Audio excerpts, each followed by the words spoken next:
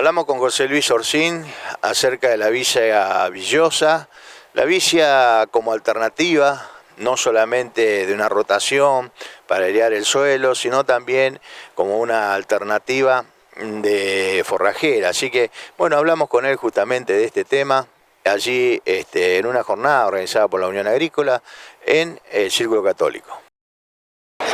Bueno, inocular un cultivo como la vicia es fundamental. Digamos, es una leguminosa, como sabemos, requiere de tener la bacteria disponible para que pueda hacer el nódulo y pueda fijar nitrógeno. Si no, los resultados que tenemos en un cultivo de vicia que no esté inoculado previamente no son buenos, digamos. Se reduce mucho el crecimiento del cultivo, un cultivo clorótico, que además va a tener menor concentración de nitrógeno en la planta. Entonces, en este cultivo de servicio, que es una leguminosa y que hace fijación biológica, es fundamental que inoculemos, sobre todo en el primer año, cuando el lote no tiene historia de vicia. Cuando el mismo tiene, no quiere decir que no vayamos a inocularla, sino que puede haber inóculo que quede en el suelo y que la vicia, ante una falla en la inoculación, pueda ser inoculada por el inóculo que quedó en el suelo. Pero es fundamental tener cultivo o no tener cultivo en los ensayos que tenemos nosotros. Inocular todos los años es la conclusión de esta parte. En cuanto al cultivo de servicio, en este caso la vicia, contra los rastrojos, ¿qué preferimos?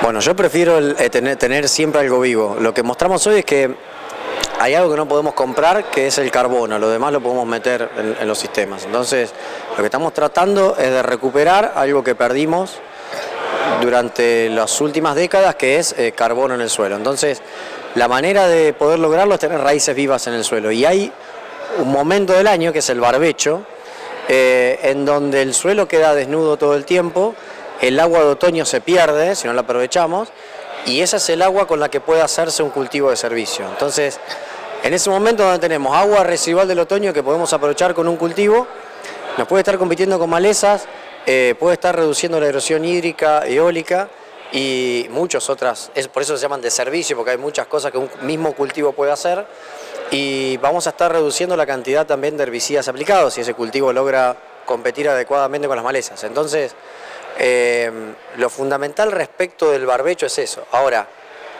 todos los años vamos a hacer cultivo de servicio. Bueno, hay años probablemente que no tengamos reserva, que vayamos a un año niña, en donde se corre extremado riesgo de que fracase el cultivo estival, y bueno, decidiremos por ahí un año obviarlo o en determinados ambientes hacerlo y en otros no. Ahí estará la mano del asesor. No es algo dogmático que tengamos que hacer, sino que precisamente la charla rondó en eso, en qué cosas tenemos los asesores, los técnicos para tomar decisiones, herramientas de decisión, de decir, bueno, y si tomo el riesgo y la hago, ¿cuándo la seco? Si no consigo los kilos de materia seca que buscaba, y bueno, lo voy a tener que secar antes. Tenemos el foco puesto en el largo plazo para mejorar el suelo, pero la empresa tiene que sobrevivir, entonces yo no puedo venir de años secos y someter a la empresa por un dogma, decir no vamos a mejorar esto y que la empresa no sobreviva porque nos quedamos sin empresa y sin suelo. Entonces, lo importante es, bueno, si un año no lo puedo hacer, bien, no lo podemos hacer, no podemos poner en riesgo la parte económica, pero sí lo voy a tener en cuenta como algo que va a ser estratégico en mi rotación y que lo voy a diseñar. Es un poquito el sentido común, ¿no? Totalmente. Que no se haga es parte del diseño. Ahora, si no se hace porque tengo agua disponible, pero me demoré, bueno, ahí sí quizás es un error de no haberlo planificado. Pero si las condiciones dan por humedad y porque el lote lo permite, porque por lo que yo veo, tiene que ir. Es el costo hídrico que hablamos hoy respecto a un barbecho no es tan elevado, se puede recuperar en la primavera.